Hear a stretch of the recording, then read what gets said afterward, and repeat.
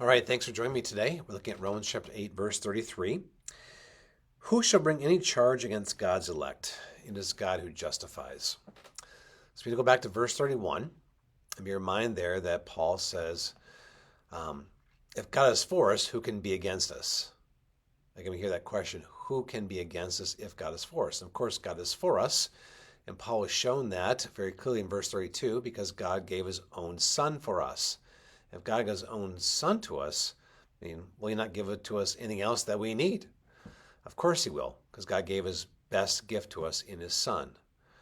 But who can be against us? So we have something similar here now in verse 33.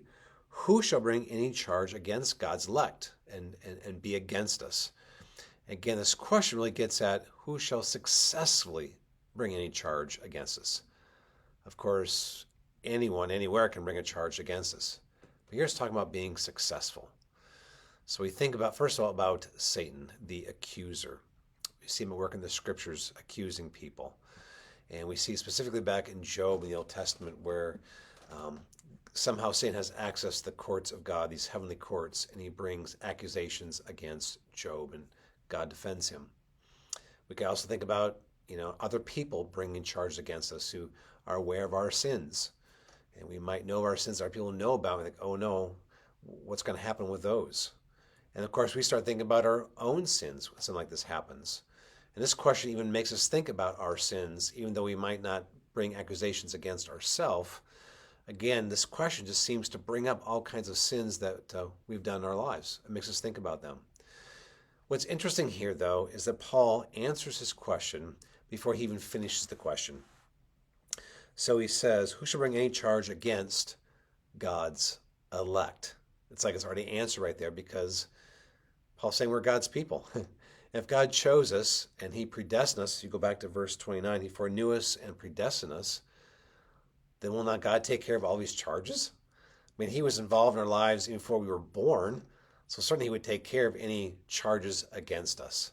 And that's kind of Paul's way of thinking here. Again, Paul does not even list out the possibilities specifically here. We just think about Satan or other people or ourselves, but there's no need to even bring up the possibilities. Why? Because it is God who justifies. God is the one who gave up his son for his people. And so through his son, he has justified them. So this takes us back to Romans chapter 3, 21 through 26. Again, how Jesus went to the cross, became our substitute, and was the propitiation by his blood. So he satisfied God's righteous judgment so that we can receive God's righteousness, the righteousness of Christ. What's very interesting here, though, is the present tense here of justify. It is God who is justifying, we could maybe say. That seems to indicate, well, maybe God is continually justifying us. That might make us a little worried, right?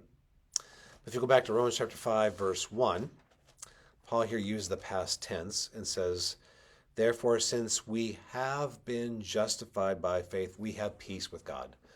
This is done. This is sealed. We are justified. So why does Paul use this present tense? Well, as one commentator said, it's more like saying that it's a title of God. God is the justifying kind of God. This is who he is. So it's not so much communicating that indeed we are justified, which it is communicating that. The focus is more on God and his nature. And that's what we need to focus on when we struggle on remembering and accepting the fact that we are justified. God's nature is of such nature that he is the justifying God. We also have that present tense back in Romans 3:26, where it says that God is just and the justifier of the one who has faith in Jesus.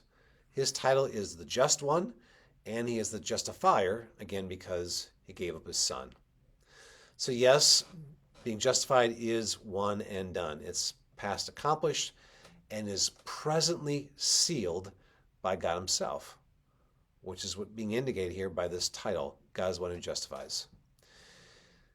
So yes, we could think of many charges that we could bring up even against ourselves.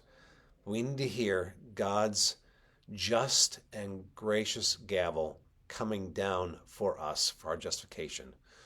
What do I mean by that? Well, God's gavel on one hand, came down against Jesus, and Jesus was punished for our sin. But that's what gives to us justification. So as that gavel comes down and seals the death of Jesus, it also comes out at the very same time and seals the reality that we are justified by the justifying God.